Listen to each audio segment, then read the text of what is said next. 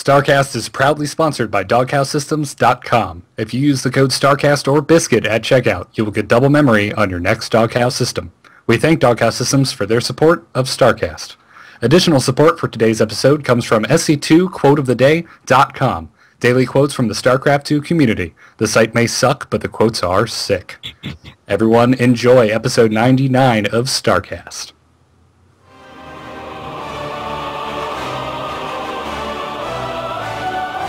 Hell, it's about damn time for StarCast.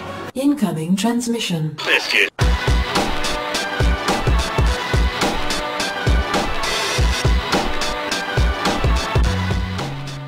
And welcome back, ladies and gentlemen, to episode 99 of StarCast, your community StarCraft podcast. I am your host, Garrett Weinzerl, and with me, as always, is Kyle Ferguson. Kyle, how you doing today?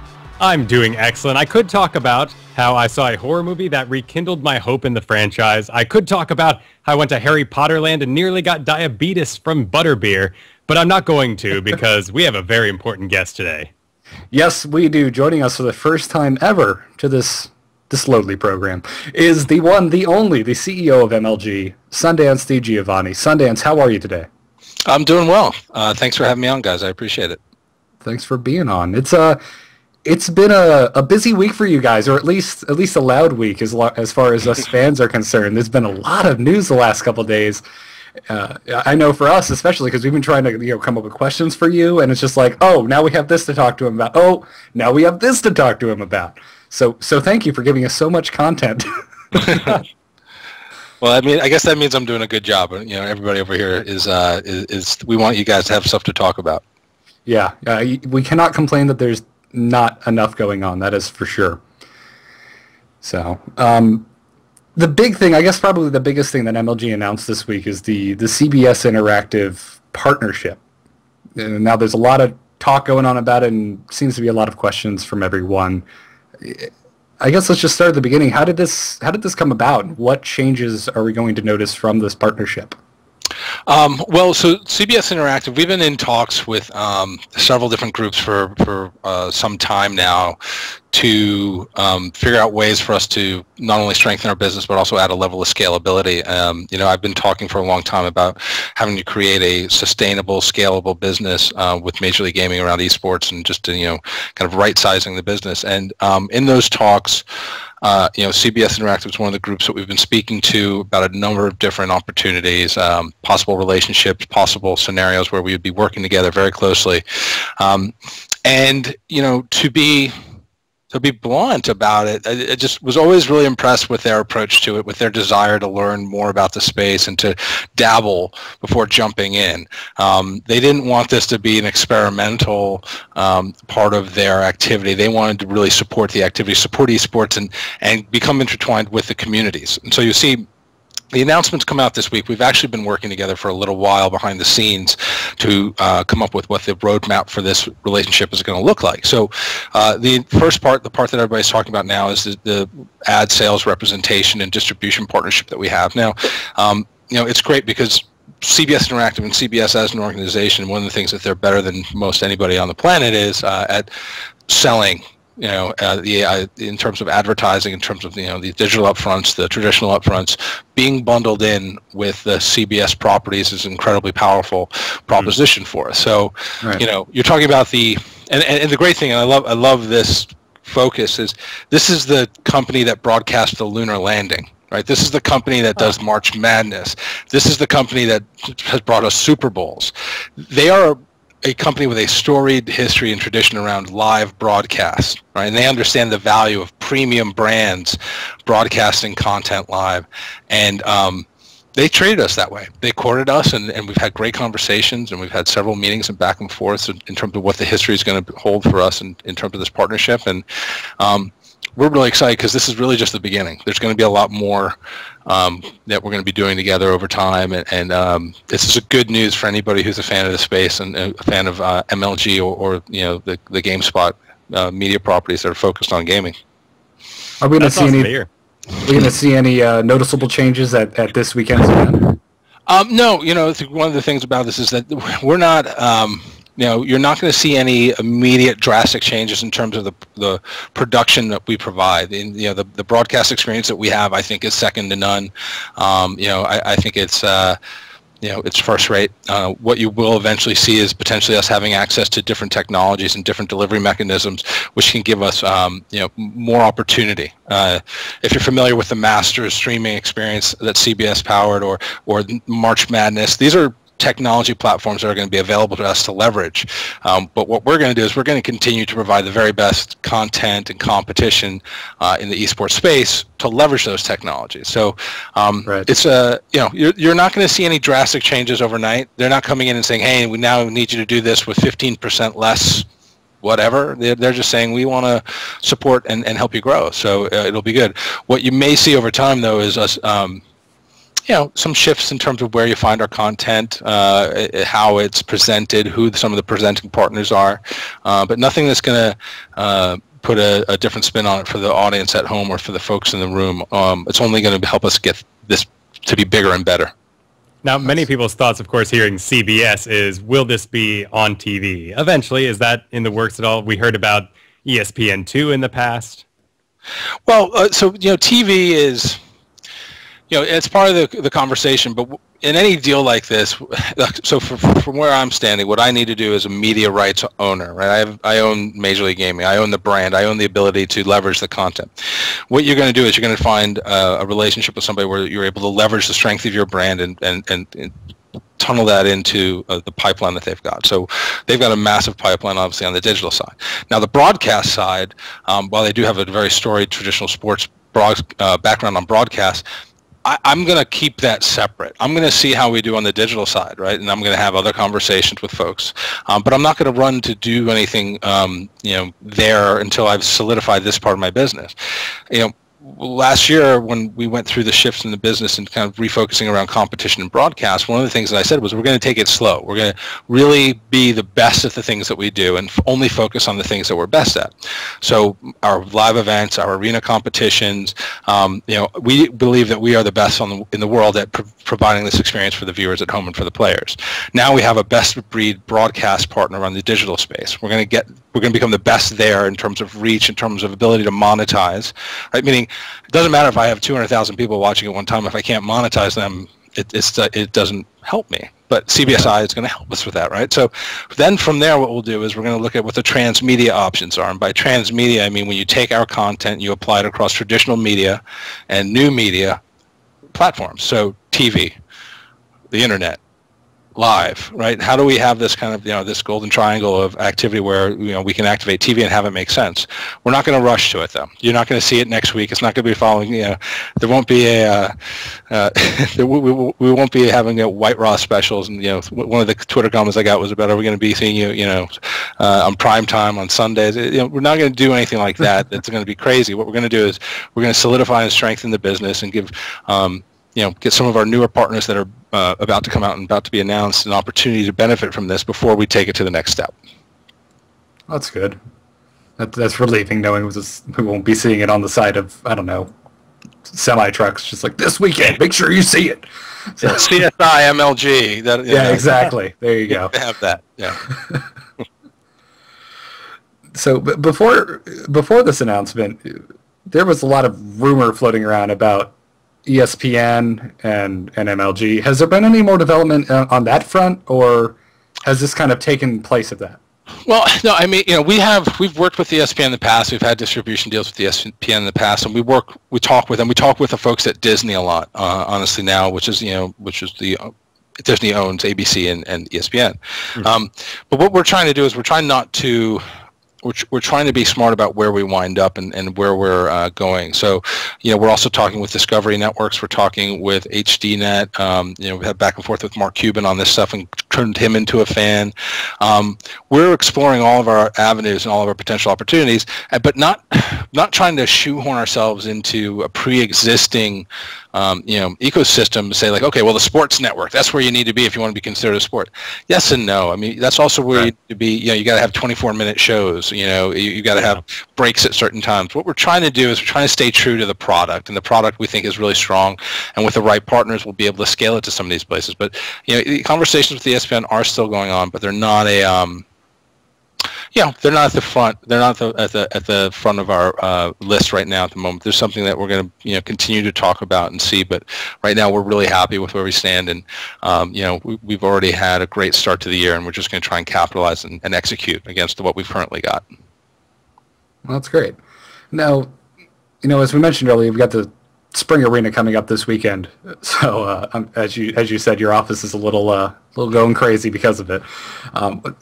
Now, what prompted getting rid of last year's event format in favor for this year's, the fewer live events and more online qualifiers, as opposed to last year where it seemed as if we had more live in-person events? Was it cost, player travel, exhaustion? Well, it's a bunch of things. I mean, obviously there's costs. Those large events are awesome. I mean, they're the shit, to be honest. If you've been to one, it's a great energy, and they're. Nothing compares, right? Whether it's us or DreamHack or whomever you're talking about, the live events, there's something in the room, there's an energy. But they're expensive, right? And if you can't have 12 a year because people can't, how many can they go to? And so what we tried to do this year was come up with a new structure where we could have seasonal, meaning, based on the calendar, have seasonal activity around these events and kind of wrap them up nice and neat, right? So we're through our winter season is done. Our spring season has just started. We're about to make some announcements about some additional activities within the spring season. But again, more consistent activity. So we have an 8-man arena this weekend. We'll have a 32-man arena. Then we'll have a championship. I want to have players playing with no expense to them or to their teams more frequently in meaningful matches, because that's what you want if you're a professional, right? The second I show up, I'm being paid, essentially, right? But having it all feed in, having it all work towards the greater goal, which is these championship events, which are open and huge, and they're spectacles, and they're 150,000 square feet of space. So this is a trial year for us in terms of trying to get more competition, and this all came out of the idea of a fixed location, and seeing what has happened in Korea and in China, and trying to look at things that we could pull from that and recreate here. Now we're doing it this way right now, but there's nothing to say that next year you might not see even more kind of gameplay happening in an arena environment, which is actually set up for spectators, which is actually set up to be that thing that we had hoped to be utilizing this year, when we were looking at spaces to build out for a physical location. Yeah, you mentioned that. Now, of course, you guys are in New York for the arenas, but there were a few rumors floating around for a studio being built in Ohio. Is that still underway, or is that still just rumor? Well, I mean, it's rumor and speculation, but we were looking very seriously at an actual location that we were going to build out, and we came very close to it. But in operating a business, one of the things that you want to do is you want to make sure that you can actually support the activity. I didn't want to just make the investment without knowing whether or not the arenas would float. So what we've seen so far is that the arenas and our seasonal pricing and packaging apparently are pretty compelling to an audience because they're selling very well. And we took a lot of flack for the first arena and having to charge for it. We came out on the other side of that really in a good place. But now with our new packaging, everyone seems to be very supportive of it. So, we've shown that we can have a premium product for a lot of the competition and then have the championships be open. So by proving out that piece of the business model, I can justify an investment, right? Because an investment in a physical location, you're talking about serious money. So it's still on the list of things that we're looking at, and we have partners now who are very interested in helping us do that and facilitating it. We just want to make sure that we have enough data points analyzed to do it with the least amount of risk possible, right? So we want to make sure we've proven out the model up and down. Well, that would just be disappointing. I mean, that could be one of the most exciting things for StarCraft, for esports, and to have a tank would just be sad. Exactly. One of the more requested things from y'all, and one of the questions we got was, does MLG have plans to release full day event VODs? So basically watch it live style, yes, we do. And it's crazy to me that it takes it takes as long as it does to kind of get some of this stuff spun up. But I would imagine that you get a button, you come, and you're like, hey, I'm in Europe. I've just woken up and I've stayed off of Team Liquid and read it, and I wake up and it's watch it live, and I press it and I sit down and I have my breakfast and I watch 8 hours of programming. Absolutely, we want to get there, and again, we're there's so many pieces that we're trying to tackle at the same time that's on the list, and that unfortunately it hasn't happened as quickly as I would like. But before the end of the year, we will have that, or I will have a hissy fit and somebody will do that. But I think it's important for people to be able to watch it live. There's challenges to that in terms of how you monetize, or if it's part of only a premium package. But first we want to figure out how to get those things up and ready and going, and figure out a system to get them out to the users. But it will happen. Well, if I can say, you had a wonderful sense of humor on your Twitter about some of the scandals you've been accused of over the past several months. Well, it happens. Just admit it. You did it on purpose. You put it at 20 so that when you lowered it, everyone would be happy. No, I can't. It's not the truth. I did it at 20s to see how to see if we could actually sell them. I would have done it at 30 if I was going to do the old price reduction. But again, it's also a byproduct of unraveling the old premium offerings that we had, and there's a lot. There's 19 different ways that you could get access to something. We had to start somewhere, and so. But yeah, if I were that smart and maniacal, I think my life would be a little easier because I would have a plan for everything. But B, I would have admitted it ages ago. Just start twirling the mustache. You'll get more. So,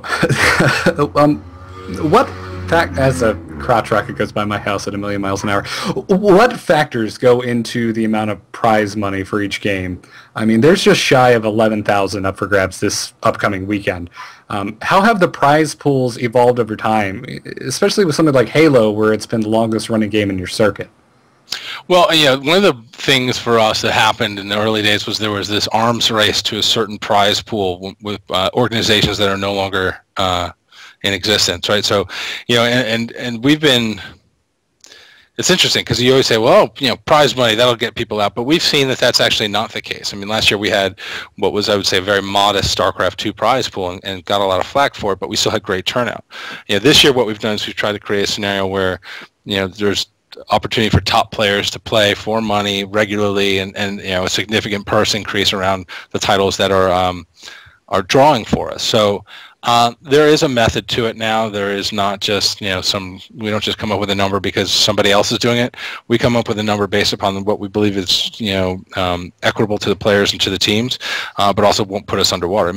I would love to have millions of dollars in prize money available for our championship event, but what I would rather have is an opportunity for the top 100 players or so to make a decent base salary, make a decent base living off of coming to the events, and the sponsorships that are associated with the media exposure.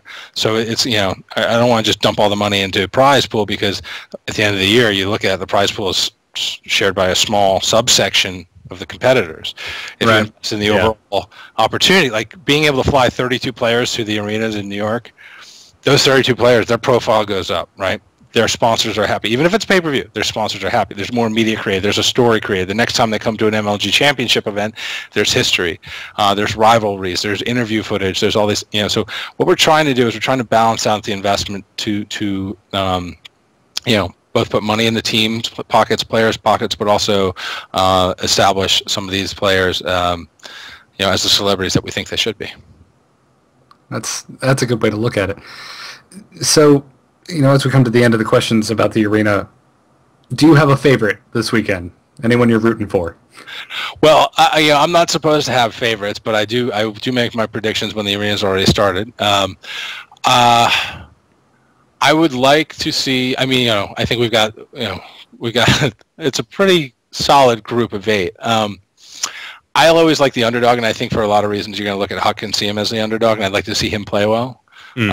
Right. I think a good confidence boost for him would be to play well here again, and he's always done pretty well at our events. Hopefully he's not overly tired. Although when he's tired, sometimes he plays better because he doesn't get as nervous. But I just.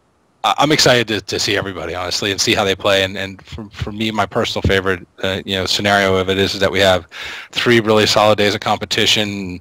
Somebody comes out and has a performance of a lifetime that weekend. Because like when we had Marine King win and then go to the championship, that was awesome, because he had the event here where it was quiet when he won, and he didn't know what, he's like, okay, this is nice, but it's not the same. And then he won the big event, and he just, you could see it in his face. And so, oh yeah, those stories to me are what we're trying to create. We're trying to create those, remember when moments, or I was there when moments. And so, I'm going to root for Huck a little bit, but I want everybody to play well. Yeah, that's great. So what kind of process do you all go through deciding what becomes a official esports game for an MLG event? So we have a league testing process by where we look at games and, the iteration of the games, if they're a game that we've carried for a while, and we test them out. We work a lot of times with the publishers, actually with the developers, sorry, and sometimes the publishers, but with the developers to try and get things working for us. Now, there's 2 parts of our business. There's the online competitive part of our business, which is the game battles, SC2 battles engine that we have, and then there's the the pro circuit side. So we'll run 40 to 50 games online, but have 3, 4 titles that are actually circuit event games.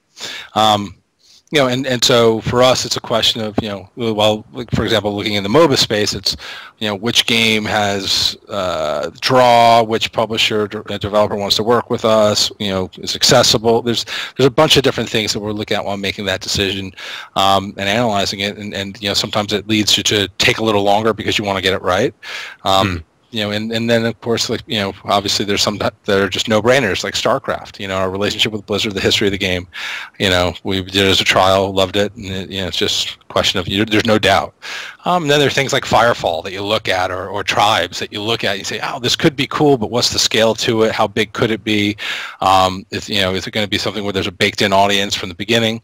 So all those things kind of put into a bucket, analyzed, broken down. The league then tries to break the games, tries to understand the mechanics of the games, the learning curve, the skill gap, all those things, and then come back and we analyze it and make semi-educated decisions. But really, we're just what we're doing is we're trying to do the best possible job of making the community, giving the community what they are asking for. So for example, this year with fighting games, we've got a kind of a rotating group of games we're going to be working with. Trying to balance everything out, but we're committed to doing it all year. We're committed to finding the right mix and right blend over time. Yeah. So with, of course, esports starting to bring a lot of money, and certainly the companies are realizing this, starting to put out esports only titles. Are there any games in the future you think are going to be big or part of MLG possibly? Well, I think we'll have a MOBA title launched and announced pretty soon, but that's pretty obvious. I think. I was about to ask about, because League is getting very, very big. Yeah, League is big, and Riot's a great partner, and we've worked with them, and again, it's a question of having the right deal in place, and I'm a fan. I would love to say that Counter-Strike, Go is going to be perfect and great. I don't know.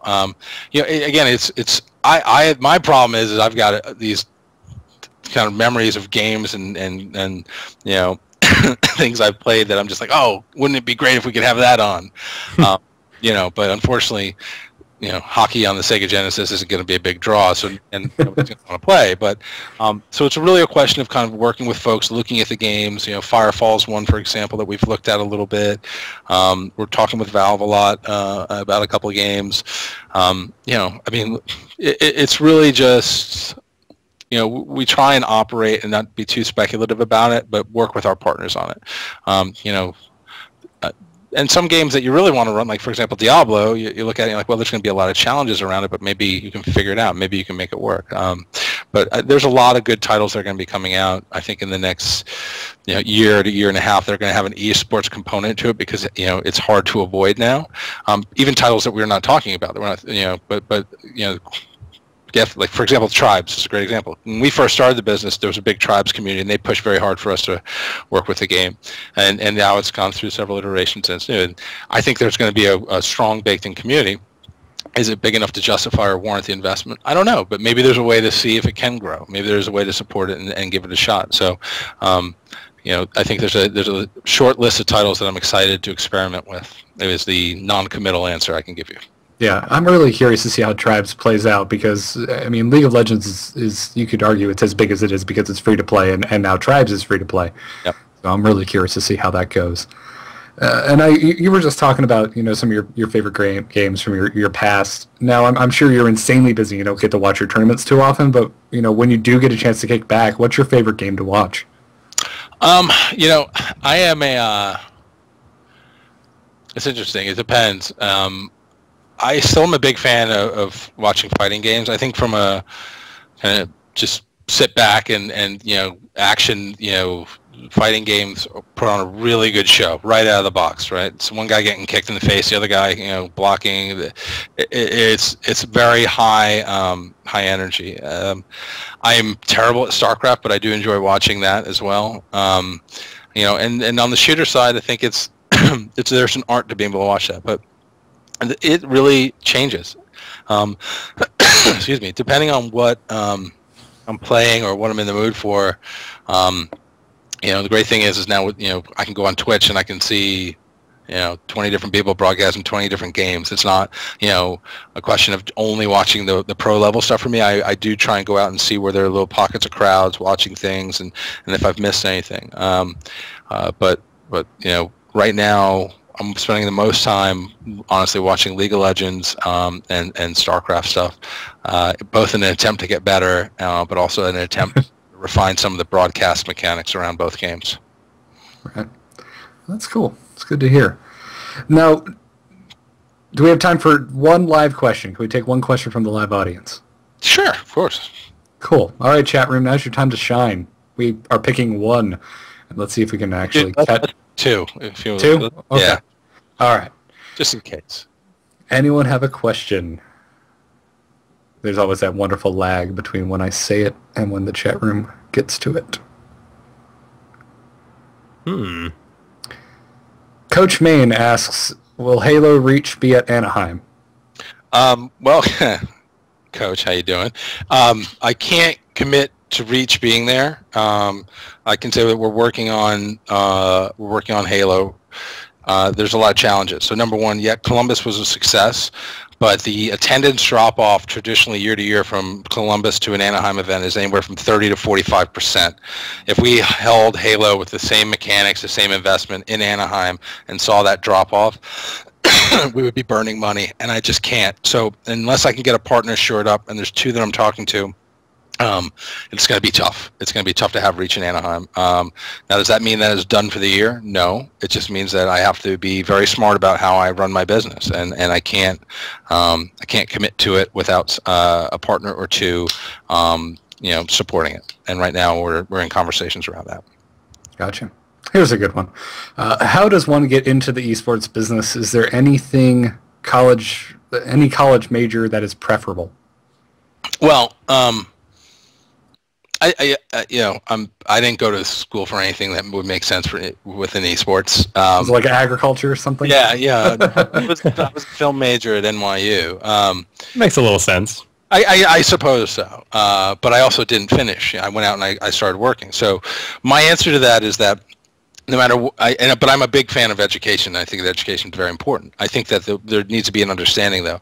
There's practical and there's real world and there's analytical. Like if you can take all these different forms of knowledge and you can apply them, I think understanding the basics of business is important. I think communications is important. I think with where esports is today, let's say if you were going to get a job in 2 years from now in esports compared to today, you might need a different skill set, right? Like maybe understanding digital media and digital media sales or streaming technology or, network infrastructure. There's a number of different ways in, but the number one thing I would suggest above anything and beyond anything else is it's not so much the knowledge base or the skill set you bring to the table as it is the passion and the dedication, right? What this industry needs is competent, passionate, hardworking people who love what they do and who are willing to put those skills and those abilities to work just because they love it. Right, where the benefit is that I'm part of crafting this. I mean, the way I look at it is that when I'm done, when my career in esports is over and I have retired, that period in time hopefully will be viewed as the golden age, right? Like as well, back when he was around, it was small. I want this to outlive me, to outlast me. I want the people who come after me to write what the real history is going to be for esports, because it's not about just my accomplishments or MLG growing as a business. It's about the scene to me, and I take it very personally, and I'm very passionate about it. So, I think the most important thing I would say is if you want a job in the scene, the best thing you can do is learn as much about the individuals, the organizations, the opportunities. Ask questions. Some of us are very available via social media and try and answer all the inbound emails and questions that we get, and see where you think your passion, your actions, the things that you're doing that you're going to continue to do, where do those lead you? Because passion, we all have passion for the space, right? So you can't just say, well, I love esports, so I'm going to work in it. What you have to do is, okay, so within esports, what are you going to bring? What are you going to offer? How can you be additive? And once you answer that question, go and offer it up. I mean, when I first started working in the film business, I went around and I offered my services for free for 2 weeks at every production house in New York City. And I got 5 jobs where I didn't get paid for 2 weeks at a time. And I was broke at the time. I needed money, but I was like, by the end of it, one of you are going to hire me because I'm going to bust my ass. And it worked for me. That's how I got my foot in the door in the film business. And I think, that it's attitude, it's tenacity, it's dedication. Those are the things that are important. The resume fills out over time, right? Once you get in to an organization, and you're useful, the resume will fill itself out. But again, sorry. So I guess marketing, communications, maybe a little economics, business 101. Try and be a rounded individual, and then go knock on doors as much as possible. That'd be my advice. Nice. That was a fantastic answer. Well, we know we got to let you go, Sundance. We could talk your ear off all night, but thank you so much for coming on. And before we let you go, where can people find you? Is there anything you'd like to promote other than, obviously, everyone go check out the Spring Arena this weekend. Go get yourself a ticket. I would like to say that there's obviously our event. There's also the DreamHack event. We're working in collaboration with them. That's one of the things that came out today. Support your events, and we're not just talking about MLG. Support the players, support the casters, support the community podcasts, and shows like this. You can always find me. I'm on Twitter at MLG Sundance. You can find me on our website. My email address is sd@mlgpro, and I do answer them all. A lot of them do get spam filtered, but I do answer them all personally, so it takes some time. But my thing that I want to say to you guys and everyone like you who's got a show like this that they do, this is your 99th show. That's pretty cool, right? Yeah. Just kind of it's a little bit of a big deal. Sorry that I missed show 100, but that's what I'm talking about, right? Like, you guys will continue doing this, and you're going to look back one day. Maybe you'll see an archive of this show, and you're going to say to each other, "You remember when this was what we did?" That's a beautiful thing, and we're all part of that right now. And so enjoy it, and thank you for being a part of the community that we're building, because it's pretty damn cool, and I appreciate it. And I appreciate the support. Well, thanks. We keep putting out an awesome product, and you won't need to worry about our support. Okay. Well, I promise that I will do my best always. Fantastic. Well, all right, Sundance, you have a good night, and hopefully we'll talk to you again. Absolutely. Take it easy, guys. Thank you. Thank you. And live audience, we're going to take a quick break while we fix up the overlay. We'll see you in just a moment.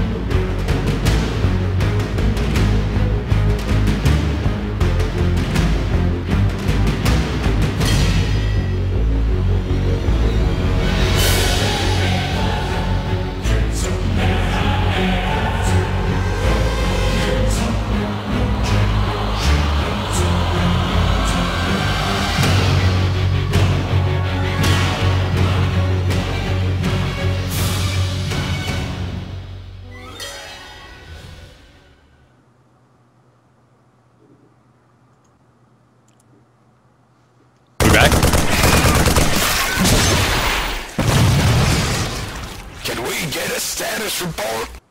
And welcome to Status Report for episode 99. And big thanks to everyone who submitted questions for Sundance. We got so many questions. Not to mention the tidal wave from the chat room. I'm so sorry that we didn't have more time to answer those questions, particularly about the Brood War players possibly being at MLG. I mean, we talked about a few rumors with him, but and also maybe Heart of the Swarm being previewed at MLG. I mean, those are really exciting. I wish we had more time with the man, but he was extremely busy, and we're perfectly happy to get half an hour with him. Yeah, indeed. And he was wonderfully candid. It was great to talk to him. Yeah. At least inspirational. What he could be candid about. Yeah, I'm sure. That guy's got so much stuff locked up that he just wish he could announce. Oh, I'm sure. Like, don't talk about this. Don't talk about this. I wouldn't be surprised if he had a list right in front of him, like, don't say this, and definitely don't say this. Man. Yep. That's what best friends are for. Call them up, tell them not to say anything. Hey, you. Don't you dare say this. So that's fantastic. Big thanks to them once again. I'm really stoked for the arena this weekend. I can't wait. Yeah. It's gonna be a good time. It's gonna be good times, yeah. So we got some Blizzard news for you guys this week. Now, last week we talked about some changes to the matchmaking on the ladder going on. Well, guess what?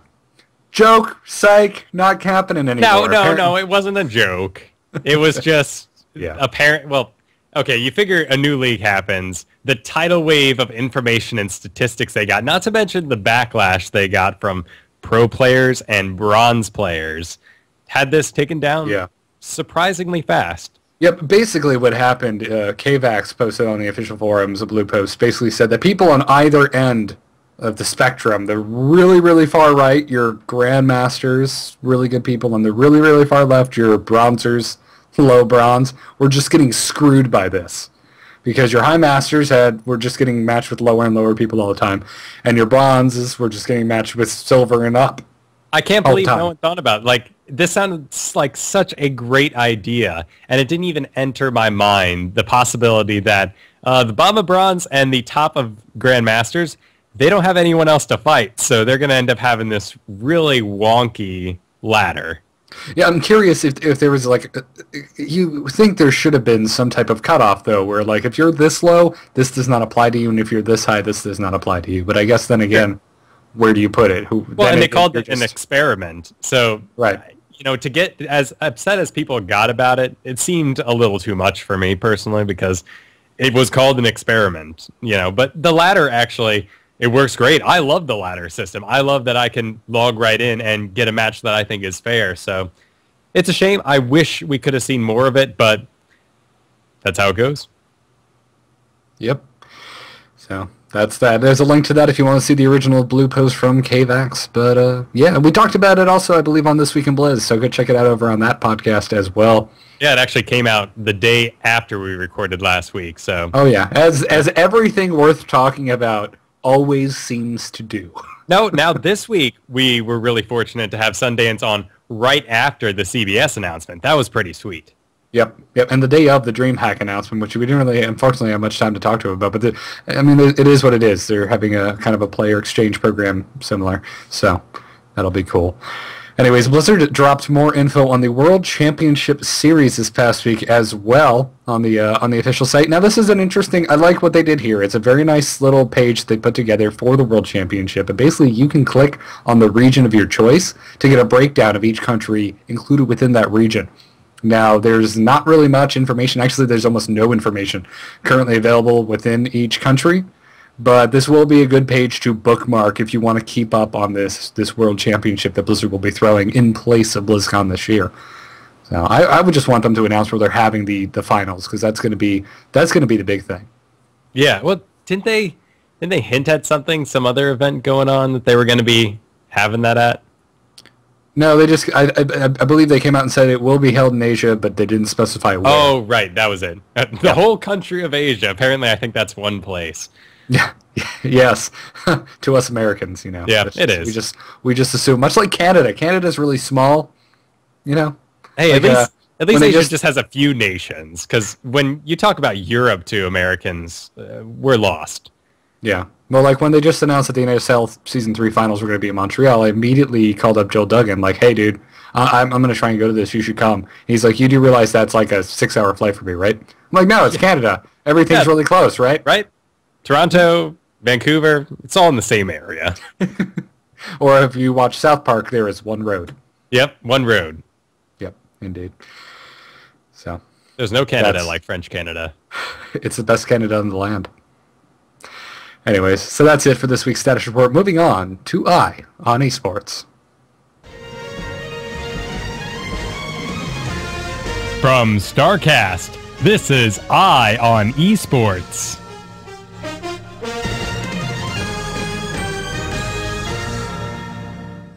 Welcome to this week's Eye on Esports, and we had so much happening this week. It felt like a repeat of last week, where it was just tournament after tournament after game after game.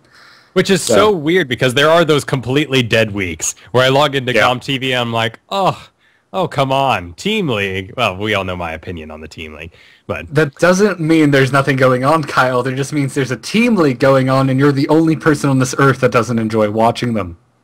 I disagree. I think there's some people out there who get me. Yeah, they're the people that don't like esports at all. Congratulations, you've thrown yourself in with their lot. So. Well, GSL 2 continues. Season 2 of 2012. Indeed it has. We've had a lot over this past week. We had to break it down for you, and spoiler alert, if you haven't been keeping up on the GSL, just tune out now because we're going to spoil it all for you. Basically, we had the Codas round of 32 wrapping up this past week with Group F with both Squirtle and Leenock moving on. We had Group G where Naniwa and MVP moved on. Naniwa is making a huge splash this week, which we'll talk about a little more here in a sec. Then we had Group E where Virus and MC moved on. And today, well, very early this morning for us here in the States, we had our first round of 16. Group A came up, and actually, if you guys are night owls, you can catch Group B tonight. I think it usually starts around 3 a.m. or something for me. I never catch it live because I have to work. I hate working. Well, 3 a.m. is still pretty early. That don't revolve around esports. Like I've said, I've catched one live show. It was a finals. And they just kept doing songs. Those Korean girls, they just kept singing, and I was like, I can't. And they had like a show match between some folk, and I couldn't stay awake. Yeah, that's always fun. But it is exciting that they're acknowledging us now. You know, we do have the off the record show that. Yes, that is a really entertaining show, by the way. Yeah. I am enjoying watching that show quite a bit. I would include covering it on the show, but that would kind of ruin the whole point of watching off the record. There'd be no point. So, did you see what they made this guy play with this week? Now, then this is an interview show for the most part now, and come on, to cover news about it, to read another person's interview, that's just getting weird. Yeah, indeed. I wouldn't say it's, yeah. So, anyways, Group A, round of 16. This was very exciting this week.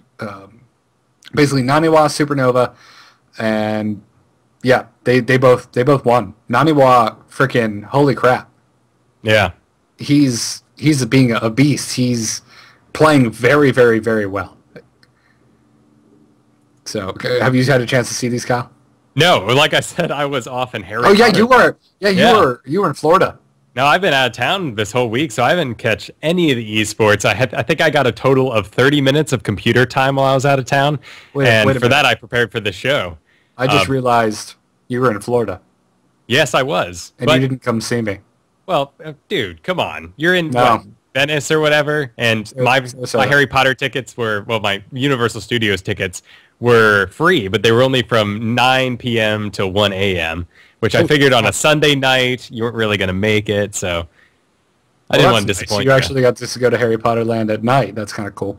Yeah, it was sweet. And that ride, I mean, technological advances, that's awesome. And they redid the Spider-Man ride, and it's actually bearable now because it's in high def instead of like weird out of focus land. And Butterbeer, dude. I haven't been back in forever. Oh, Butterbeer. Like, I'm a huge Harry Potter nerd. I'd say I'm a bigger Harry Potter nerd, but the book series is over, so I've gotten over it. I've cried, I picked up my wand and I flew away. But yeah, Butterbeer, that's like melted caramel chocolates. And it's just, oh my goodness, it was the sugariest thing I've ever drank.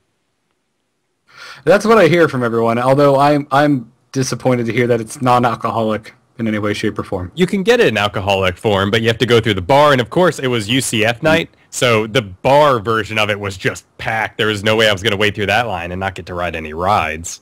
Fantastic. Nonetheless, I'm rooting for Naniwa for the first time in ever. Well, you know, I'm rooting for Naniwa. He's getting likable. I saw his tweets about his victories, and they were humble, and I really enjoyed it. So, yeah.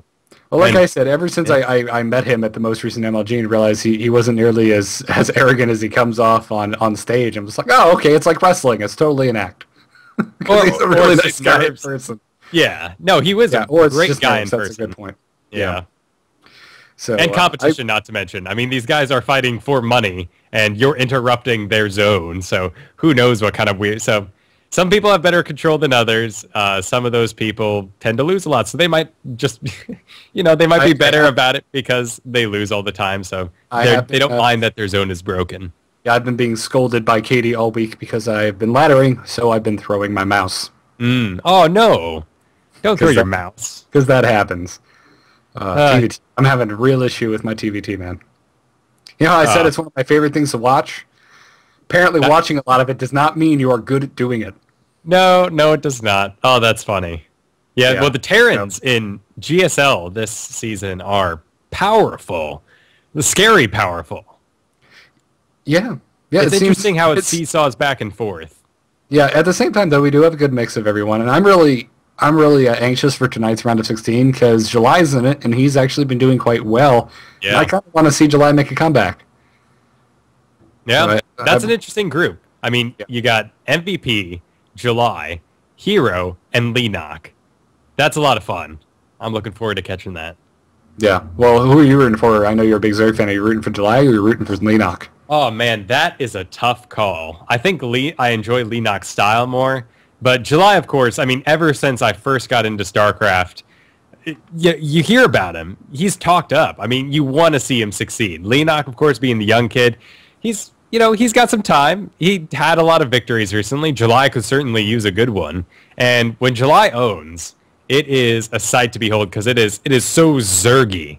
I mean, Leenock just has immaculate control. Everything about it is just beautiful. July is just, it's a zombie invasion. So yeah. I think I'd root for July just because I want to see him win more. But these Terrans are scary this season. It's interesting how it goes back and forth, basically between Terran being the best and then one of the other races doing all right. Yes, that's a very obvious statement. We also had the NASL Season 3 kickoff this past week. I'm a big fan of NASL. I'm going to start getting hipster about this because it's actually very good now. They're doing a great job. I think it's a huge improvement over NASL Season 2, and a lot of people are agreeing with that. So I'm going to get all hipster on here for a minute and say, I liked it when nobody liked it, because I've always liked NASL. Yeah. So I'm going to go get my glasses that I don't need and skinny jeans that no one wants to see me in. So I really enjoyed it. I made it a point to tune in on Friday night, and I almost never watch any esports Friday night because that's date night, but I was like, I have to watch because Axlov, our good buddy, friend of the show Axlov, is playing TLO, and I have to see this game. And serious congratulations to you, Axlov. That was a hell of a game. He 2-0 TLO. It was fantastic. Yeah, had him on the show last week. It was a blast talking to him, and awesome to hear that he did so well. Personally, I'm a big fan right now of the North American Star League, not NASL anymore. I'm not going to call it that. NASL, NASL or yeah. I still do it from time to time, but I really enjoy Greytorp's casting. He drops such knowledge bombs. It is a delight to watch. I really wish he wasn't so exclusive with his casting because I'd love to see him at more events. And indeed, and they also, they've got Bitterdam now, and they're doing a fantastic job. And now that they have so many casters, they have all of these wonderful mini shows that they're doing in between games. They'll bring on Mr. Bitter, and he'll do a quick news recap of games from other tournaments. So if it's a game coming up with whoever, say TLO, he'll recap, here's what TLO did last week in this tournament that is in no way affiliated with NASL. And it's fantastic. I'm really enjoying their time fillers. They're very entertaining, they're very informative, and it's well produced. And they have a dog on the set, and how can you not like German Shepherds? Unless you're Kyle, who's afraid of dogs. Okay, good. Yes, thank you for throwing that in there. Because German Shepherds are the ones I got chased by. Nearly killed me. Did you get chased by a team league too? Is that why you hate team leagues? You hate everything, Kyle. Okay, that's pretty good. But no, I didn't. Jack Skellington scary? Is that why you hate Tim Burton movies? Maybe. No, but actually, Ghostbusters when I was really young scared the crud out of me, but I still love that movie. So, that's not always true. True. That's how I was with Aliens. I saw it when I was way too young, scared the hell out of me, but nonetheless, I loved the films. Well, yeah, and I mean, the dog beast and then the librarian and her scream, I mean, that's creepy stuff. Yeah, it was a little creepy. Rotted corpses always did it for me. So the taxi driver in Ghostbusters and the crypt. Oh, yeah. Stand them. Gave me nightmares. So, to get back on topic, we just had Sundance on. So I feel like it's almost not, like, I don't know how much about MLG I want to talk, but there was just an MLG News Bonanza this week, as we were talking about briefly with Sundance. Obviously the biggest being the partnership with CBS Interactive, and we have a link to MLG's official announcement. Mm-hmm. So that's very cool. Yeah, there's so many questions we could ask him. One, of course, being with so many new advertisers, price going down, a price of live events going down, all these things could happen. But not to mention the fact that games like StarCraft already have pretty huge saturation. But this is even bigger news for games like Halo and Mortal Kombat, who completely lack the global audience, and now are going to be able to get that because of this partnership. Esports, not only for RTS, but for first-person shooters, could explode. And indeed. Now, and they've been hinting a lot, saying that MLG Anaheim is going to be their biggest, greatest MLG event ever. And they've been talking about that one of the game's publishers is going to have a hand in MLG Anaheim, which immediately makes me think Blizzard. Because they're at the the Anaheim Convention Center, which is where Blizzard has BlizzCon. It's only an hour away. Not even. Probably 45 minutes from Irvine. On the same hand, though, if they're revealing, say, League of Legends, Riot Games is in Santa Monica. That's only 3 hours away when traffic sucks. So, well, I don't think distance is really a problem for Blizzard, as we've seen. I mean, Mike Morhaime has been at many of the events, regardless of their location. Yeah, true. But I'm just saying, when it's in that close proximity to your entire base of operations, it obviously makes it a lot easier. No, and who knows? I mean, they could decorate the place. They could wheel out some of the BlizzCon things that aren't going to see the light of day this year. Yeah, exactly. So I'm curious. I mean, what do you think, Kyle? Let's speculate. We always have fun with that. If Blizzard's involved with MLG Anaheim, what do you think they're going to do? They're going to have booths up? Is it going to be like a little mini BlizzCon? Or? Well, I mean, first thought is Heart of the Swarm preview. I think we'd all love to see some pro players, particularly one, because they always talk about how they're having pro players invited to play for Blizzard or playing online with them. Seeing a Heart of the Swarm show match, that would be kick-ass. I would be all over that. I would I would eat that like a gallon jug of freaking Ben & Jerry's and just hate myself afterwards. Yeah, that'd be fantastic. I mean, we had the battle reports or whatever they were. I don't even remember what they were called anymore during StarCraft 2's development. Yeah, that was it. Yeah. It was called a battle report. Mm-hmm. And I couldn't get enough of those, and we only, I think, got 5 over the course of 2 years or something. Oh, yeah, but just getting to see the units use how they're expected to be used, and they didn't show anything there that got cut. At least I don't think so. I may have forgotten. It's been 2 years now. Or, in fact, like almost 4 years since we originally saw the first battle report. But I don't think at that point they said, nope, this isn't going to be here. I think the Thor was still constructed on the field of battle by an SCV. Yes, and I'm still kind of sad about that because I think that's sweet, and it would take extra damage to Baneling, so, go that. Yeah, indeed. So that would be really, really cool. Everyone in the chat room is just yelling, Brood War Pros, Brood War Pros, Brood War Pros, but Blizzard doesn't really have a hand in that. That's on whatever team the Brood War Pros are currently signed on to and how their contract is set up. I mean, it'd be great for hardcore fans of the series, of the whole StarCraft nation. But can you imagine what it would be like for, you drag along your new friend and you're like, hey, here's StarCraft 2. And then the whole crowd goes nuts because they're like, we're going to play a Broodlord match. And your poor friend there is sitting there going, what is this DOS thing we're watching? Oh, I don't think they're saying they're going to play Brood War. I think they're saying that Brood War players are going to make their debut as StarCraft 2 players. At least that's the okay. vibe I've been getting from everyone. Like, maybe Well, I'm and wrong. that's the vibe from the whole scene right now is that the Right. money is in StarCraft 2. Brood War players are going, yeah, it's cool having this exclusive following, but we're in it for the money after all. Yeah. Well, apparently the money's in League of Legends. So be that as it is. Interesting. I Yeah. I don't want to hate on League of Legends, but can you see it going as long as like StarCraft 1, interest? It could. I mean, it has Brood a War's been popular for 14 years. Do you think League of Legends is really going to be popular for a decade and a half? Yeah, it goes for that timeless art style. I'm not a big League of Legends fan because I'm really into Warcraft 3, Defense of the Ancients, and therefore really into Valve's Defense of the Ancients, Dota 2. I've been, this entire week, this entire weekend, the weekend you were gone, I wanted to play Dota 2 so bad, and I loaded it up, got in, and I couldn't figure out how to attack anything. So you need to get on and teach me how to play this damn game. I don't understand it. Yeah, no, let's go ahead and set a date for this. I'll do this right now. Monday night at this usual show time, so 7 p.m. EDT now. Yes. So horrible time zones. I want to live in Phoenix. Eastern Daylight Time, yeah. Yes. So 7 p.m. on the Twitch channel, I will be doing Learn to Dota 2. Come on by if you have a Dota 2 beta. If you're not in the beta and you just want to learn how to play, I will teach everyone who shows up that night how to play, what kind of character you should be picking. It'll be a lot of fun. Fantastic. It should be fun. I'll see if I can join you for that. Absolutely. Now, I did have one more thing to say about this MLG partnership with CBS Interactive, and it's my hipster comment. Oh, man, I don't want to be part of the demographic. Like, the reason this deal went through is because right now, StarCraft and esports in general is attracting the core male audience of 18 to 34-year-olds that are the hardest to advertise for. And we're just lining ourselves up to advertise. I'm not going to stop watching. I know. It's a good thing. More money going to the things we love to make the things we love better and more plentiful. I don't want to be a statistic, though. Then I wish I were special.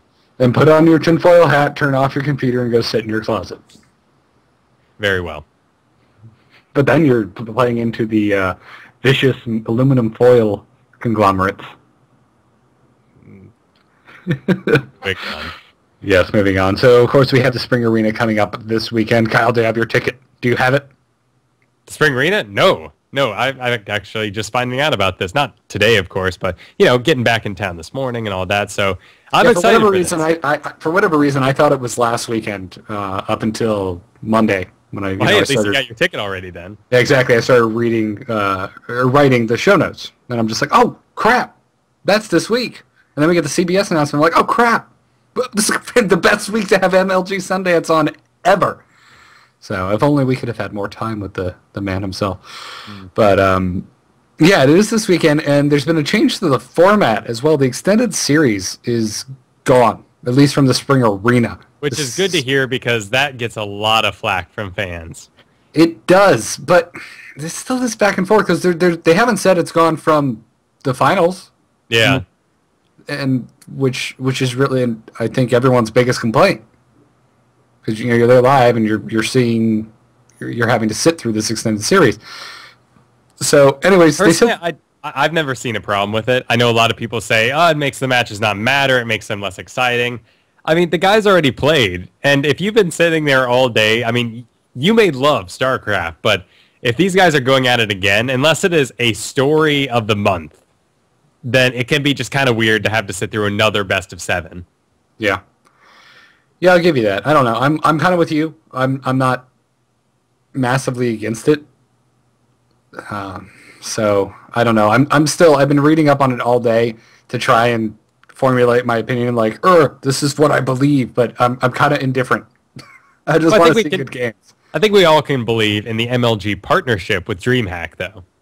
Yeah, that's really great. That's fantastic. They basically said, quote here, they said, in an effort to further league coordination, Major League Gaming and DreamHack today announced direct correlation between this weekend's anticipated StarCraft 2 competitions, MLG Spring Arena and DreamHack's It's So Open. I'm going to pronounce that horribly.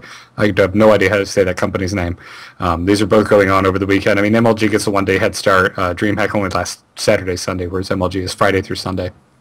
But basically, the top player from DreamHack's Open will qualify for MLG Spring Arena 2, which is happening May 18th through the 20th. The first place finisher will receive a fully paid trip to New York to compete amongst 32 of the world's best players, including some of those competing at Spring Arena 1 this weekend, and a chance to make the pools for the MLG Spring Championship in Anaheim on June 8th through the 10th. So that is very cool. And we have a link to that full bit as well in our show notes. It's a shame that these two had to be on the same weekend. I'm glad they are acknowledging each other rather than ravenously hoarding their players. Yeah, exactly. Or they're trying to ignore each other's existence, like via social media, like Twitter. Like, remember, MLG is just doing this. There is nothing else to see here, and DreamHack's doing this.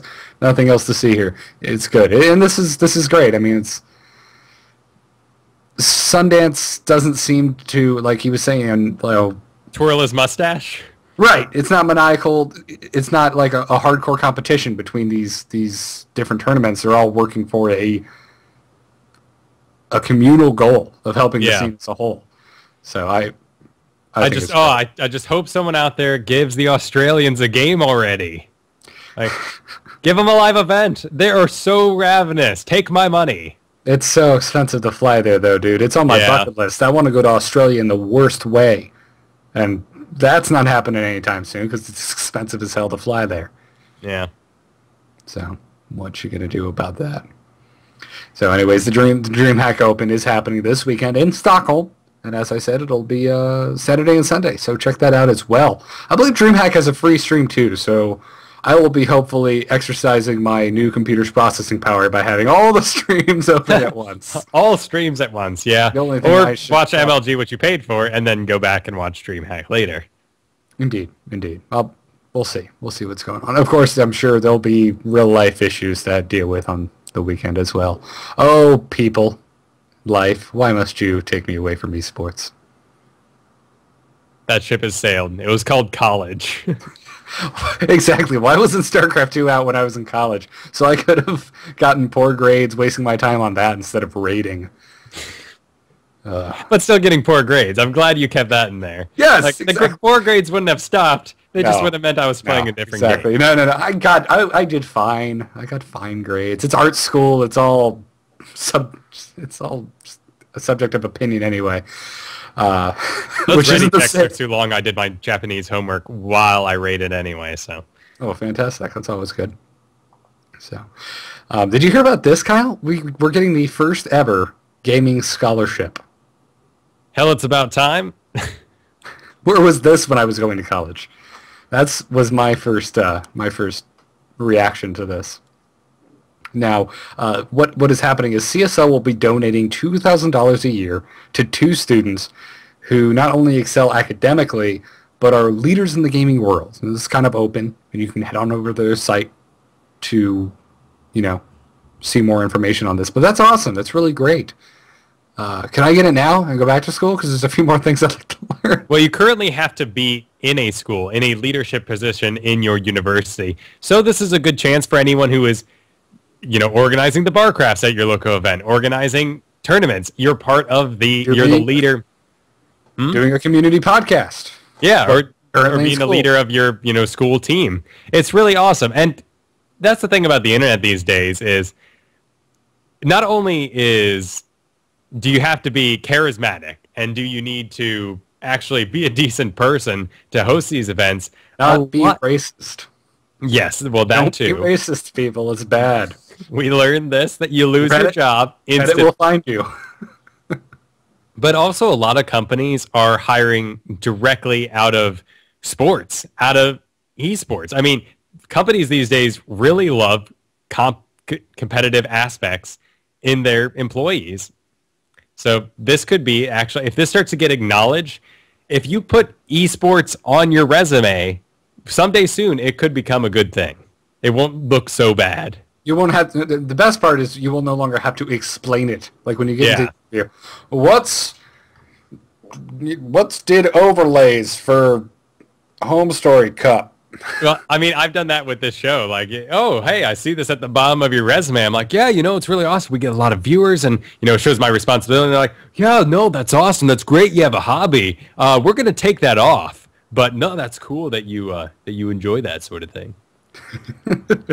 Yeah, I loved. I've had to explain that to 4 job interviews now, and only one of them was at a video game company. So that was interesting trying to explain. Yeah. Yeah, so it was a good chat. Just like trying to tell my, like my great aunt what my show is about. Mm-hmm. So it's on the radio? No, it's like a radio show. So the internet. Yes, yeah, it's always fun. Also in GSL news this week, Boxer actually had to forfeit his Code A match. Yeah, this kind of sucked. Apparently, he's been undergoing rehabilitation. He's been having severe shoulder issues. It's basically, to quote the post on TL, it has been hurting him for a very long time, and he was only able to continue with medications so far. Therefore, to continue on his gaming career, he will have to undergo rehabilitation, and the time frame is unclear as of right now. So that really sucks. But he's planning on coming back. I mean, he's not disappearing forever. It's so awesome that players take care of their fans so much to let them know these things in advance as well. And I mean, can you imagine? I mean, it's one thing to be in pain. Okay, sure. You're in pain every game you play. Well, you take your medication. Okay, now you're drugged and playing. I can see why he had to take the time off. Yep. I played I think at least 2 games this week against people who immediately started off by saying, I'm stoned. I'm just like, good for you, buddy. You are getting dropped, sir. Yeah, which is by no means what I'm saying the medication Boxer is on. But it just made me think of that. I thought it was rather funny that I got so many of those guys this week. I haven't gotten one of those in forever. Gold Leaguers. I'm in Gold League. I don't sit there smoking reefer playing freaking StarCraft. Yeah. You think I am? I'm looking at Disco Rex. No, that's not true at all. Disco Rex is a family. Oh, Kyle, you're just calling everyone out on shit they don't do today, aren't you? Yep. Well, they got their holiday coming up. Hitler's birthday. Hitler's birthday? Yeah. Pulp Fiction, 20th of April. Oh, 420. Hitler's birthday. Oh, yes. I got you. I didn't know it was Hitler's birthday. I like that you try to Hitler's birthday. Like everyone knows what Hitler's birthday is. Like, yeah. Yes, Kyle, I am a closet neo-Nazi. I know exactly what you're talking about. Well, so it just happens to be that as well. So, hey, everyone, the pro tip from StarCast, go out on the ladder. Steal yourself from some free ladder points this Friday. Well, and then final esports news this week, the guy we just recently had on the show, and I actually got a tweet this week. Someone says, oh, God, I think this is becoming a StarCast curse. We had Axlav on, and then immediately after, his team disbanded. Okay, well, just to say, nothing bad has happened with Axlav this No, past actually, he did very well. He 2-0'd TLO. TLO'd. But now we have Moletrap leaving the GSL. But the way I read these articles was, Moletrap's leaving GSL. They finally heard all our hate. Yes, we're winning. The internet hate machine continues. No, he's actually leaving to cast other games with another organization. Yeah. With OGN. For OGN, yeah. So great for him. I don't understand the Moletrap hate. I like Moletrap. Yeah, no, he's perfectly likable. I bet he's going to do great in LOL. I mean, I think the big problem was he didn't have the right partner in GSL. Which a co-caster can be so important, as we've seen with the NASL. Yeah, well, you had, what was it, Wolf? No, not Wolf. Who? I not remember. I think it was with Wolf that he was with quite a bit, and Wolf has a very dry sense of humor, whereas Moletrap has a very wacky, quote, movie sense of humor, and they just not connect at all, and it was a real shame. So, best of luck to him over in LOL. Indeed, I would go check it out if I knew what I was watching. So, well, that's fantastic. You can check links to all of these stories we've been talking about today on our show notes on our website at thestarcast.com. But until then, it's time to hear from you guys. It's time for this week's feedback. Incoming transmission. Patching you through. The Yamato is loaded, and so am I. Welcome to Feedback, where we take your emails and your live questions from the chat room. And I'm going to kick it off right now by just it wasn't even a question directed at us, but Jai Young in the chat room said, I can't decide which co-caster I like the most for Day 9. And I say, that's a given. Husky. Yeah. I love Day 9 and Husky. Oh, yeah. I don't even remember which MLG it was where they gave us a choice of which casters we could watch. I went with Day 9 and Husky over Tastosis. Yeah, I was that guy. You know what? I really enjoyed Artosis in Day 9, as we had it in the fake Tastosis at this last MLG. Yeah, a wild Day 9 appears. That was fantastic. I really, it's fun being there in person because of all the random crap they do with the casters in between games. They just pop them on and they rile up the audience, and it's fun. I still wish they were out on the stage, though. Yeah, no, that's still definitely my biggest concern. Yep. They should come out in like leather rocker pants, and they should just have their microphones on stands, just be like, "Are you ready, Anaheim?" Yeah, they complain about fatigue enough without having to wear rocker pants, let alone stand for any amount of time. That is a very good point. Very. So, chat room, get your questions ready for Garrett, for me. But in the meantime, we have a question that came to us through email. Yep. Andreas writes in, he says, I'm listening to you guys discuss the land controversy from the GSTL finals from episode 98, and I had a thought. Blizzard doesn't want to implement land for understandable reasons, anti-piracy, etc., and are plainly going to stick with their client-server model, but tournament lag continues to be a problem. So what if they were to provide or sell a private Battle.net server to the tournaments? They could, for instance, only make it available through contact with their esports department, so that it wasn't available to the general public. To keep it tied in, perhaps, it could be tied into the main servers in a fashion so that if verified accounts and so forth, but games are hosted locally, theoretically solving most of the lag and disconnection issues. What do you think? I really like this idea. I mean, it's just that, an idea, but it's cool to think that, I mean, clearly you'd have to have like a Blizzard representative. It'd be kind of like the guy who has to walk out in the middle of a football game and stand in the field until the commercials are over. Like, you would just have to have Blizzard sanctioned events where this guy would show up and make sure everything works great, which would put a lot of stress on Blizzard, the company. Yeah, and I mean, I don't know. I kind of think that this would just add yet another thing that they couldn't deal with. That's not internal to them that they would have to deal with. They didn't create this, so they. But then again, I guess that that right now they're dealing with the same thing with the current Battle.net servers. So well, it's free, right? I mean, basically, it's free to run a StarCraft tournament. Yeah. Correct?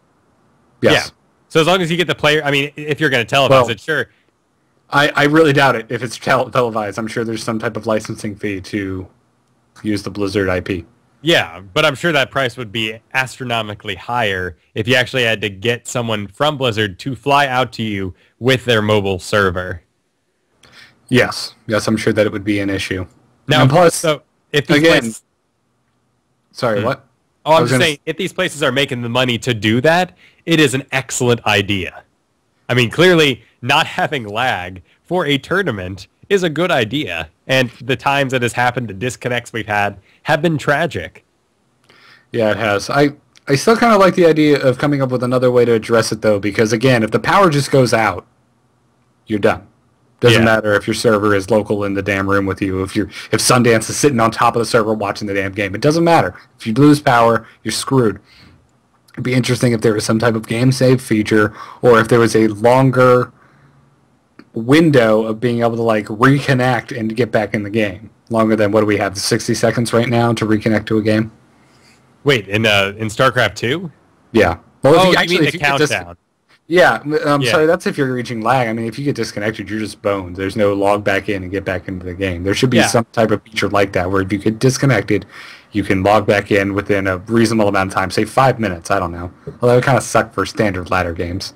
Well, you have 10 minutes for Dota 2. They had that feature already built in. Granted, it's built in from the ground up. They're still in beta, so this is something they would have to implement after the fact.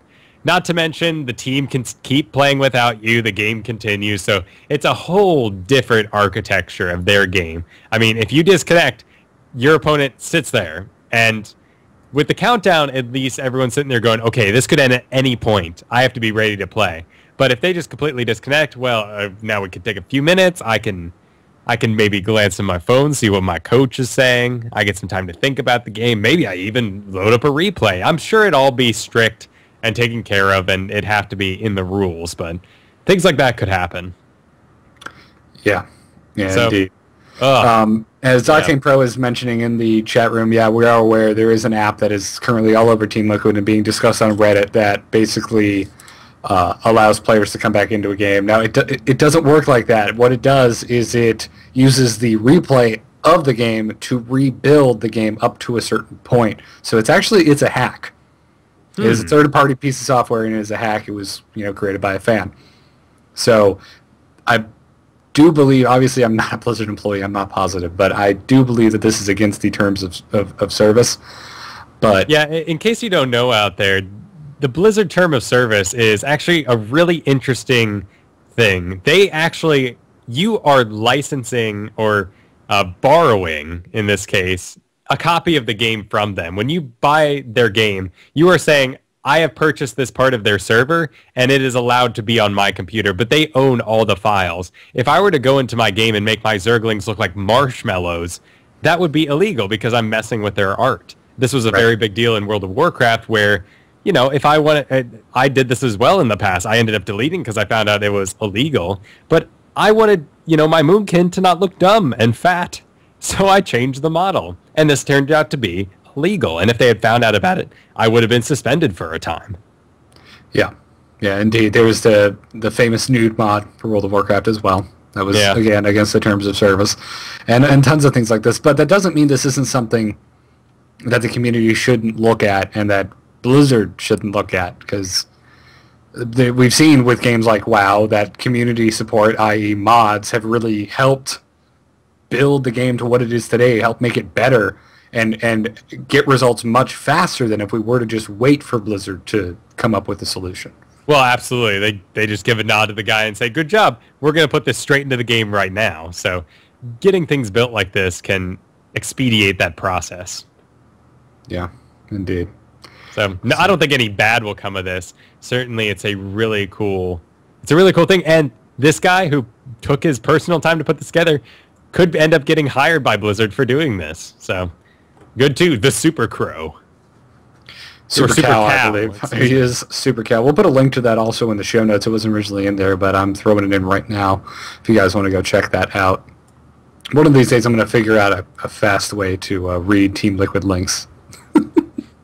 PHP !topic_ID blah blah blah. Yeah, you can totally remember that. All right, chat room. Do you have any questions? Any questions at all? Whatsoever. This is always fun. Oh, it's Wait for the stream lag. Yeah. Oh man, I encourage everyone out there to go see Cabin in the Woods. I don't usually encourage people to just go throw their money at things, but man, I have been I have not been so excited about the horror genre since Scream. Yeah, same here, dude. That movie changed my life. I went there, Katie and I both went for our Friday date, and I'm so happy no one spoiled it to me, because I met up with one of my best friends from college in Orlando, and this guy loves to spoil everything. Like, I could not play a video game in the same room as this guy, because he'd go, oh, you're going to love this. And you're like, shut up, dude. Like, this guy's a horror nut, and he said not a thing, just that I had to go see it. So I was already impressed by that alone. So I'm not going to ruin a thing for anyone out there, but go enjoy that movie. Yeah, indeed. It was absolutely fantastic. I loved it. And Katie, my girlfriend, is a raging horror nut. She's actually the person who got me into horror. I never watched a horror movie in my life until we had dated in high school. And she's like, no, you have to watch, here, Nightmare on Elm Street, take it home, watch this movie. And I was like, oh, hey, this is awesome. This is quirky, funny, and gory. I love it. So that's fantastic. I just found out they're making an Evil Dead remake, and it's coming out next year, and I'm a little scared. Yeah, why not just make a new comedy about zombies? Oh, wait, that's been done. Okay. Yeah. Yeah, that's sad. Well, we got a question here for you, Garrett, because I haven't been following Tor for a while. How do you feel about the Rakghoul event on Tor? On Tor, I think it's freaking awesome. What is this? My initial basically patch 1.2 dropped this past week. The huge patch. Actually, I was just on the Instant Sealed Republic edition last night, so you guys can go check that out with Scott Johnson and Willie Dills, and we talked at length. Very much length about this quote-unquote Jesus patch that everyone's been calling 1.2, saying it's going to fix the game, save it, all the problems will go away, which it BS. That's not the problem. They did bring with it a lot of awesome stuff. What they brought with it, this in-game event where basically Tatooine is now infested by Rakghouls. Escape pod crash landed on Tatooine, and now there's this infestation going around. And it reminds me almost verbatim of the launch event for Wrath of the Lich King, where everyone was turning into zombies. And I was kind of like, oh, you guys ripped off WoW, but it's awesome, and I really enjoyed that, so I'm really enjoying this. So. Oh, man, Rakghouls. That takes me back to Knights of, well, the Old Republic, which this is, the Old Republic. Tor! Yeah. Yep. Yeah, indeed. And a much better acronym than SWOTOR, but I've just been calling it Tor. Yeah. But it's fantastic. I think everyone should go check it out. There's a really long quest line you can do as well, and you can get yourself a Rakghoul pet. So that's really cool. And there's a link to it. I don't have a link. I don't know. I have it in the show notes for the instance, which I cannot direct you guys to because it's not my show. Anyways, there's plenty of guides on Reddit and whatnot, so go check that out. Octane Pro asks Kyle and Garrett, when will we see a show match between you guys, possibly a best of 7 streamed on this channel? When's it going to happen? When is that going to happen, Garrett? Why are you asking me, Kyle? I don't know. When's it going to happen, Kyle? I don't know. I guess. I don't know either. Well, sometime when, our friendship is over and we just want to throw down. Our friendship is over. If our friendship's over, I'm not even going to bother wanting to start a game with you. I guess that's true. Yep. Sometime. I think I still stand that good friends don't 1v1. I mean, sure, you have the leagues, and that's like, I'm better than you, or, I'm worse than you, but, man, good friends shouldn't know who's really better than each other. Just enjoy the game, enjoy some 2v2s. Episode 100 show match. I don't know about that one, Greyfire. Yes, we had a question. Is there any hints we can give about episode 100? I think there's going to be a lot of drinking and a lot of friends. Yeah. A lot of friends. We've got some, people who have been on the show. There's going to be a lot of people on the show at once. It's going to be a giant circus of StarCast. So look forward to that. And buy some beer, because I know I am. I'm going to be popping a few. And I believe we can announce we're going to be doing an Ask Me Anything thing at the end, correct? Yep. Yeah, I guess that'd be a good thing to announce since this is our only show before that. Yeah, there'll be this big chunk of the show that's going to be just us and all our friends. We're going to be just having a party talking StarCraft and talking about how far StarCast has come. But then probably we're going to reserve the last half hour of the show for an Ask Me Anything section. So send your questions in via email, send in your calls, or be here live, and we'll take your questions live from the chat room. We're going to be taking it from everywhere. We're going to be taking it from our email, so you can send that to starcastshow@gmail.com. We're going to be taking it from our phone line, so you can call it and leave us a voicemail at 941-882-0281, or you can tune in next Wednesday at 7 p.m. Eastern Daylight Time on twitch.tv/StarCastShow and ask your questions in the chat room. It should be a lot of fun.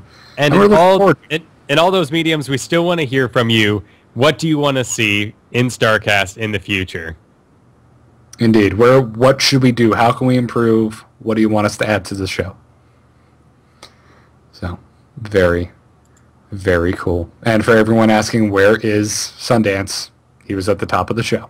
Yeah, well, that's the problem with live show is some people are just tuning in and they're finding, wait, there's no Sundance here. Where is my Sundance?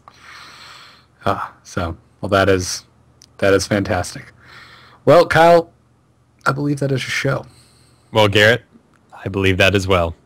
Oh, by the way, before we do the outro, did you realize last episode was actually on the date our 2-year anniversary? Really? Yeah. April 11th, 2010, we released our first episode of StarCast. Wow. How time has flown. Yeah, it really has. I was And sitting in the living room / office / kitchen / dining room of my 1-bedroom apartment in LA. Yep, recording oh, off the Logitech headset. I'll save this reminiscence for next week. Anyways, yeah, that's true. Happy That's 2 years true. to you, buddy. Happy 2 years to you as well. And oh my goodness, next week, happy 100 episode. But I'll save all that for next week. Indeed, everyone, make sure you tune in next week for our 100th episode. It's going to be a blast. I want a big live audience. Everyone, please tune in to twitch.tv/StarCast show next week at 7 p.m. Eastern time, and join us, please, if you can. Just skip work, whatever you have to do. Anyways, that is episode 99. Big thanks once again to MLG Sundance, who was awesome. Just a fantastic guy. You know, if you're just tuning in now, you can catch the VOD after we end this, or you can check it out on iTunes for the audio-only version tomorrow morning. I should have that up. Oh, wow. Captain Noobing in the chat room just pointed out to us that we've only missed 4 episodes in 2 years. Wow. That is quite the record. Wow, and I am a procrastinating, non-committal, terrible human being. That's impressive. Yeah. So, woo! Go us! We don't have the awesome roster that State of the Game does, but damn it, we're more consistent. So, anyways, that's the end of the show. Big thanks to Atomic Reset for his 5-star review, or hers, I'm not sure which he was. But thank you very much for your 5-star review. I encourage you to please leave us a review on the iTunes Store if you have not already. And if you want more StarCast, head on over to thestarcast.com. That's the place to go for our forums, our archives, shirts, and more. You can catch us live Wednesday nights at 7 p.m. Eastern Daylight Time at twitch.tv/StarCast Show. Email us, starcastshow@gmail.com, or call the StarCast line at 941-882-0281. You can follow us on Twitter at the StarCast, at Garrett Art for me, and at Kyle Ferguson for Kyle. Big thanks to our producer Octane Pro and our audio editor Captain Noobing. And we have a new addition to the StarCast staff, Kyle. Big welcoming applause for Cameron, who will be taking on our editing for our live video shows and getting them on the iTunes. Very soon, guys, you will see a video StarCast RSS feed thrown up on iTunes, on the Zune Marketplace, all those wonderful places. And big thanks to Cameron. Apparently, I guess he's been working with Day 9 on his After Hours Gaming League, and now he's going to be doing some video work for us. So we're really excited to have his help. Which also means you can stop sending Octane Pro your emails, asking to help us with your video editing. Big thanks to everyone, though, who offered their help. We had way more submissions than we thought. I was expecting, we'll probably get like 3 people. And none of them will probably know what they're doing. Oh, that was a really tough choice. Yeah, we got a ton. You all knew what you were doing. So we just, wow, big thanks to all of you guys.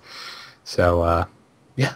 And if you want more of me and Kyle, and this other guy named Ben, he's a little new to podcasting, but he's doing a pretty good job. You can check out our other show that I'm so very excited about, because we are number 6 in the iTunes Store today for video games. We're right up next to my personal favorite podcast, The Instance, which is such an honor.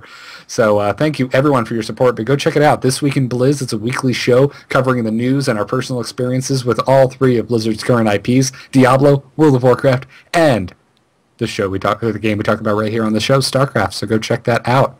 Kyle, where can people find you sans me? You can find me over at Biggest Fan Podcast with Brock and Vola, where we follow the fad that's driving you mad. And this week, we're doing Connect and motion gaming. I've been just dancing. I've been playing some superhero game that I don't remember the title of, among others. So join us for Star Wars dancing. Is there Star Wars dancing? Oh, what a shame. In the terrible Star Wars Connect game there is. Well, gross. Yep. No, I haven't played that, but maybe I will before this week is up. Connect motion gaming this week on Biggest Fan. Woo! Awesome. Before we go, don't forget to check out our awesome sponsors, doghouse-systems.com. They make awesome gaming rigs. If you need a new rig, you should really check them out. That's where I went for mine. It's fantastic. Oh my god, I love it. We've got this new graphics setting in SWTOR that makes your guys look as good as they should have in the first place, and it runs it beautifully. It's so great. Anyways, you can use the code StarCast, or you can use the code Biscuit. You'll get double memory on your next rig. Once again, that's doghouse-systems.com. What a fantastic show, everyone. Thank you for tuning in, and we'll see you next week for episode 100. Happy holiday, Gold Leaguers.